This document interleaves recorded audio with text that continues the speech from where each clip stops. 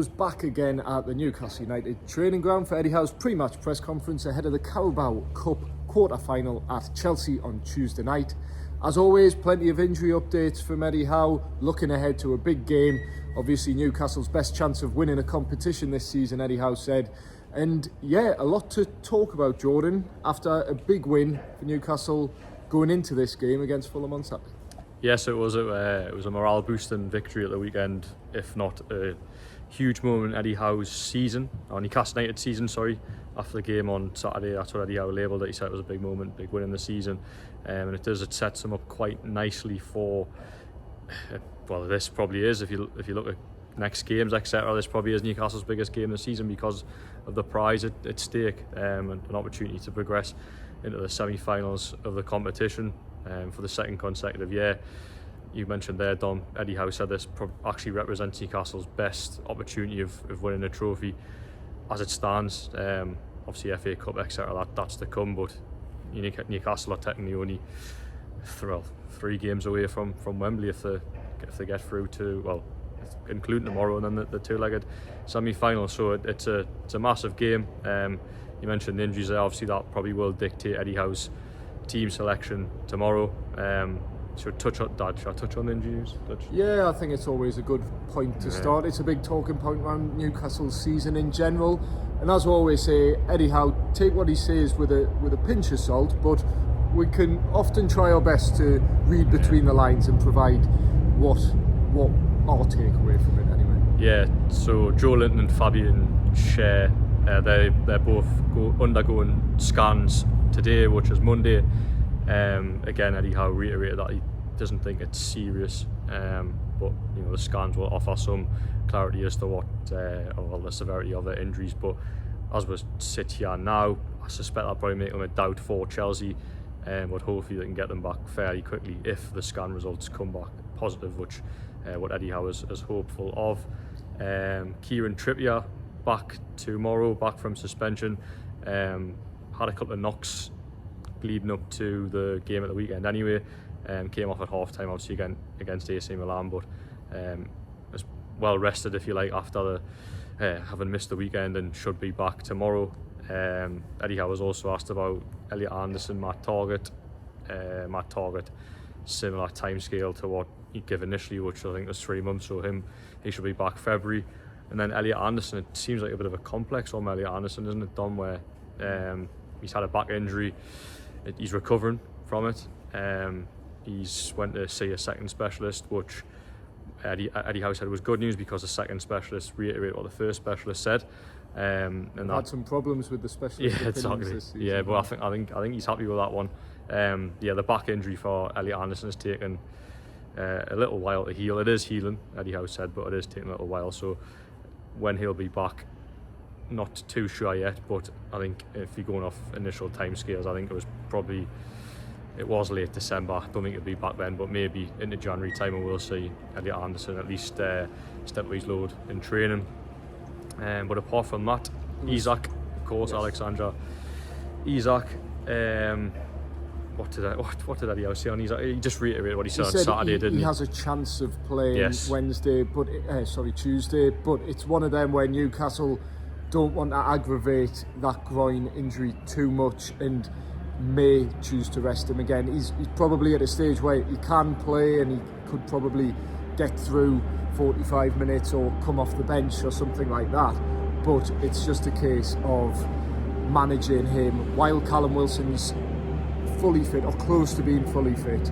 Asked Eddie Howe about that. Can Callum Wilson start after playing 90 minutes against Fulham? Can he start a game on Tuesday, 2 games in 4 days, and be at full tilt, if you like? And he said there's no medical reason why he can't do that, or why Sean Longstaff, just come back from injury, or Dan Burn can't do that either. So yeah, not a huge injury update on Alexander Isak. It's a similar sort of situation where Newcastle are just being cautious with a player because they don't want to risk re-aggravating that groin issue and have him out for months as he has been previously. So yeah, on that, and what I was getting at before, the sort of specialist issues, we've had Harvey Barnes initially recommended not to have surgery. Now he's been out for 3 months, and we're looking at still 5 to 6 weeks out for him.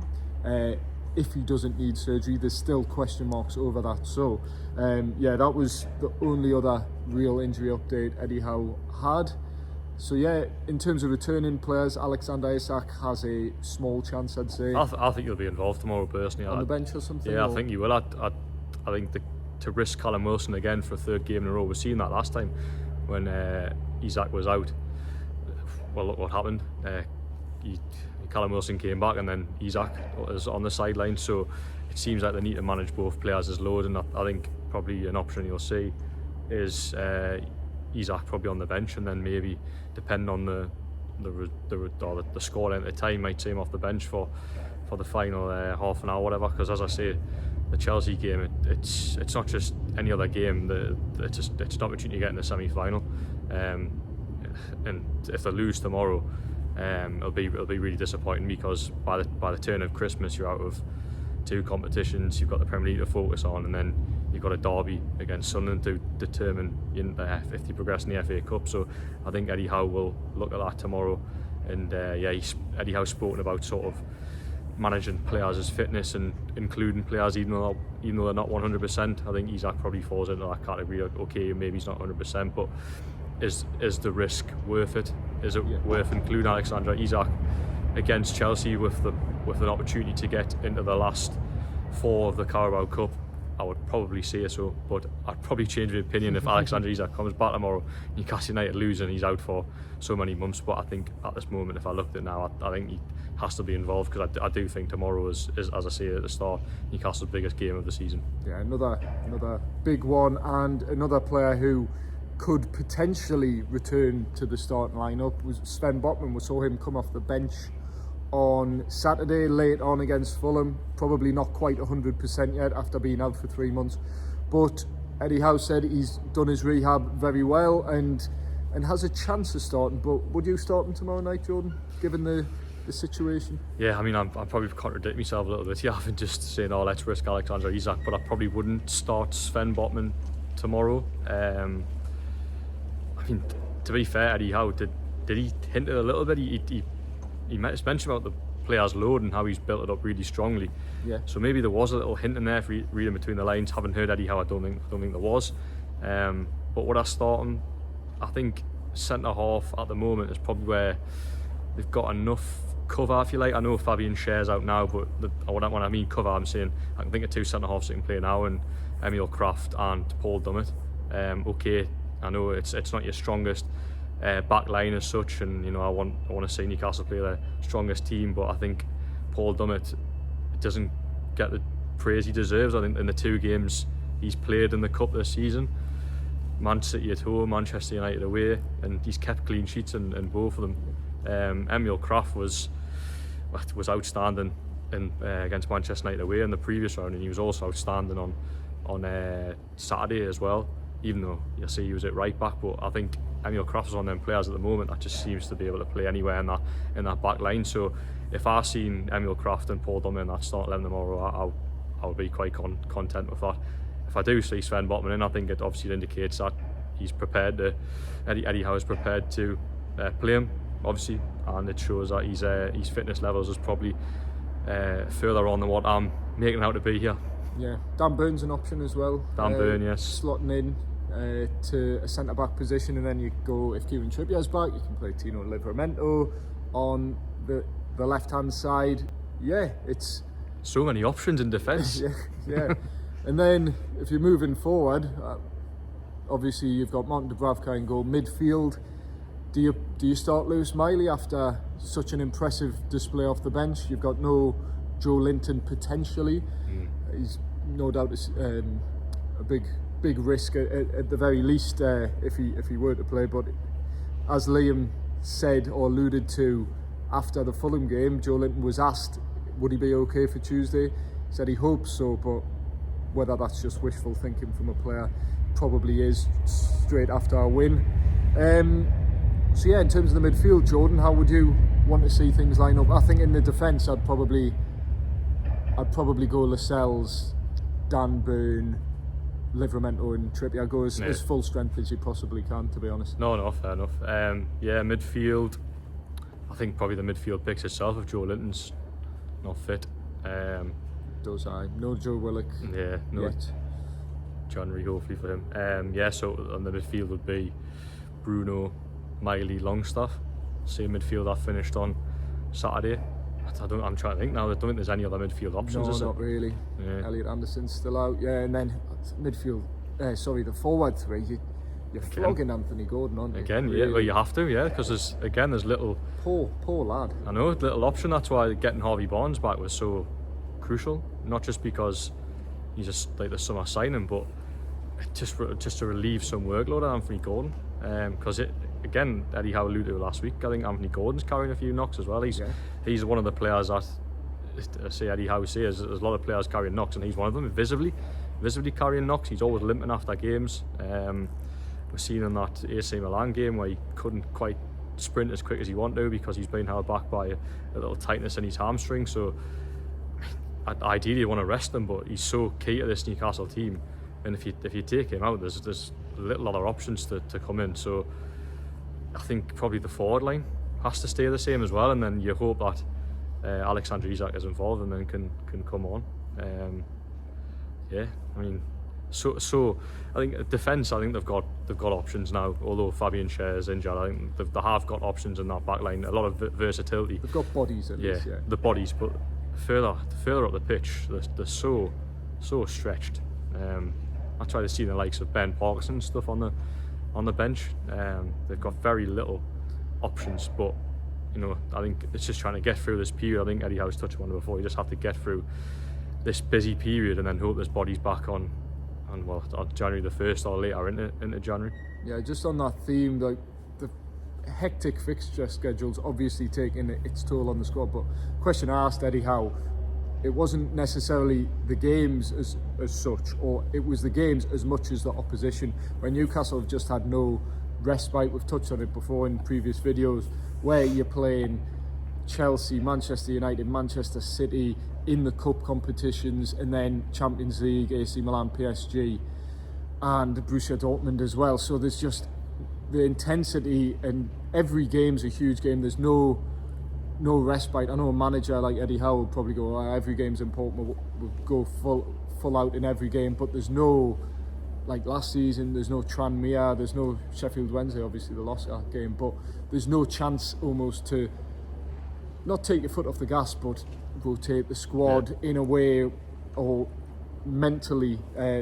Every game is so big, and the opposition is going to be, it's going to be a tight fought game. It's going to be intense, and Eddie Howe wouldn't really, he said possibly it's a reason that's taken its toll on the squad mentally, but it's just the games that has proven difficult, and the volume of the matches that has proven difficult.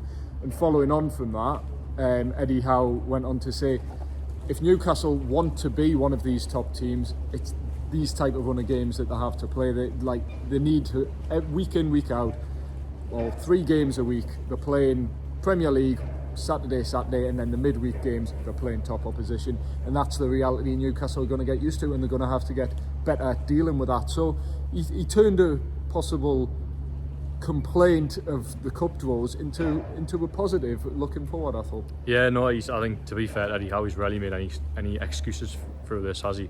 They've had an unprecedented amount of injuries, and you've rarely heard Eddie Howe complain. I think probably after that Champions League exit, he defended these players a little bit, mentioned the injury situation, that he wasn't able to get a full squad for them Champions League games, and okay, he could name a good starting 11, but for naturally players tire during games, and he didn't have those options off the bench. And from the disappointment in midweek of the Champions League exit, I think he did. That was sort of the first time I seen him pinpoint towards the situation as a possible excuse or a reason as to why they exited the competition, and why they found it hard and over the last week, because obviously before that win at the weekend they lost the last 3. There was a bit of criticism, if you like, or talk building around Newcastle United and the season and the difficult period it went through. But you think about the injury situation in the Premier League. I think every team's got injuries, but it feels like and it might just be us because we just cover Newcastle, but it feels like Newcastle's injury situation has been probably the worst. No, it has, yeah. I mean, Spurs, etc. Even Chelsea tomorrow have got injuries, but I think a lot of their squad's okay. They might have the same amount of injuries as Newcastle, but they've also got just naturally bigger squads. It's the length of the injuries as well, isn't it? And whenever a player comes back, another player seems to drop out. So these are important players as well that are dropping out. So it's been tough. It has. Right, where should we go next? Shall we go Well, I just thought, moving on from a previous point, Eddie Howe was asked, is there a tiny part of him that would almost want to be out of the cup competition, the Carabao Cup, just to ease that fixture schedule? Newcastle would have had a winter break of sorts anyway next month if they were out of the Carabao Cup. But if they win, obviously you've got Liverpool away, Sunderland away, Manchester City at home. You'll have 2 legs of the Carabao Cup if they were to beat Chelsea, and then Aston Villa away. So that January starts to look brutal. As hard a month as you could probably have on paper, really. And Eddie Howe, obviously, as I think anyone would expect, said there's not a single part of me that wants to be out of this competition. This is our best chance of winning something, and I think it really is. I think we'll have to not take the Carabao Cup for granted. I think some clubs, the ones that don't win it or exit it early, will say, well, it's a second-rate competition, and okay, it's not quite the FA Cup or the Premier League or the Champions League, but it's a major competition at the end of the day. And we found out last season, covering Newcastle's run to the final, it arguably brought some of the highlights of the season, particularly the semi-final, getting through to Wembley, and then Wembley itself, basically until kick-off, was incredible. So to get more of that feeling for Newcastle fans, for ourselves, for the players, for Eddie Howe, I think would be a great thing. And they've got a chance to potentially 2 wins away, or at least a win, and then 2 games away from Wembley again. Yeah, I mean, a lot of people look down the Carabao Cup, but for a club like Newcastle United who hasn't won a trophy for so long, no one's going to be picky within Newcastle United. If the Carabao Cup is the first trophy that this club wins for many years, I don't think you'll hear many complaining. So it probably becomes one of them second-rate competitions to teams that constantly compete at the top. But I say that, try telling Manchester City that. Manchester City, Premier League champions, 4 years in a row, and I think they've actually won the Carabao Cup quite a lot of times, and I'm sure it's about 7 of the last 10 years Man City have won the Carabao Cup. I have it as a sort of standard setter. We win the Cup in February, and almost, you look at Manchester City, they might be a bit iffy at the start of the season by their standards, win the Carabao Cup and tend to just plough to winning the Premier League title as well. In the form, usually the second half of the season is incredible. Yeah, exactly. And I think if Newcastle ought to potentially reach the final of the Carabao Cup again and have an opportunity to win it in that final, I think it probably, if you look at the end of the season, and look, we don't know where Newcastle are going to end up, I think the exit Europe will probably aid them in many ways in terms of Premier League position. But if you said to a Newcastle fan now, would you take 7th and win the Carabao Cup? I can't imagine there'll be anyone. There might be, but take 17th, man. Take well, exactly. Yeah, you would actually. A trophy is so important, and at the start of the season, the Carabao Cup didn't really feel important, but now, as I say, they've exited the Champions League. It does take a lot of significance, and I think even probably last season, when they got to this stage of the Carabao Cup, it started to take a little bit of priority over the Premier League in many ways. I think when they got that final, the form leading up to the final was iffy because it was all focused on the Carabao Cup, and that just shows how desperate this club is to win a trophy. So I think in any conditions, whatever the consequence of it, I would take Newcastle United at least getting to Wembley again, because I think if they were to get to Wembley again, thinking very far ahead, but the experience they had last time at Wembley, I think they'd be much better for it. Better for it, because I think we spoke at the time, like going there, it was our first game, obviously covering Newcastle United at Wembley. It was a bit of a, some fans may disagree, but speaking to a couple of fans at the time, there was a bit of a happy to be there Yeah, mentality. it was. It wasn't a we're here to win. It was we'd love to win, but we're here. It's great. No, Whereas Manchester United, you could see the mentality from their fans, and this is not a slight on them. It's just probably a reflection of the success they're used to. Even though it ended a sort of mini trophy drought for them of 6 years, they turn up 20 minutes before kick-off, leave almost as soon as the trophy's lifted. So yeah, they go to Wembley expecting to win. Newcastle last season was a bit of we're glad to be here and hopefully we can win. I think this season we've done it now. We did it last year. Now's our time. Here's our chance to take it, and hopefully Newcastle could do it. But as we say, that is getting far too ahead. Geordie Waffle again. Yes. Always Geordie Waffle at stage in order to do that, they'll need to win tomorrow night at Chelsea. So yeah, big game, big game. And Newcastle are going to have to get used to these big games. We saw a big game in the Champions League on Wednesday night. They couldn't quite do it then, but it would go some way to making amends if we can start looking forward to a Carabao Cup semi-final come the new year. Yes, absolutely, and hopefully a win tomorrow as well can put a sort of end to this away day blues as well. See the comparison in the Premier League to the Premier League away form to the home form, 5 points away from home this season, and then I don't know how many points it is at home, but I mean the second top of the Premier League based on home record, second behind Aston Villa. So hopefully there's a bit of trying to think of the word. I mean just hopefully they can end the away day blues basically, and can all end in a positive result tomorrow night, and we can look forward to another semi-final. To Chelsea then, wrap it up, Dom. Yes. Yep. So we'll be at Stamford Bridge tomorrow. As ever, Liam will be joined with us. As you say, Dom, too big time to attend these pre-match press conferences, but he will be there tomorrow, where hopefully Newcastle United can get into the semi-final. So like, comment, share and subscribe, and we'll see you in London tomorrow. Ring the bell.